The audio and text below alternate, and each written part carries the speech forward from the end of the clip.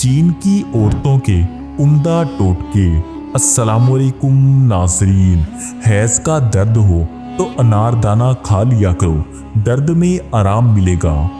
जो औरतें हामिला होती हैं, ऐसी औरतें ज़्यादातर कब्ज़ की शिकार रहती हैं। आंवले का मुरब्बा हमल के दौरान इस्तेमाल करना माँ और बच्चे के लिए निहायत मुफीद है।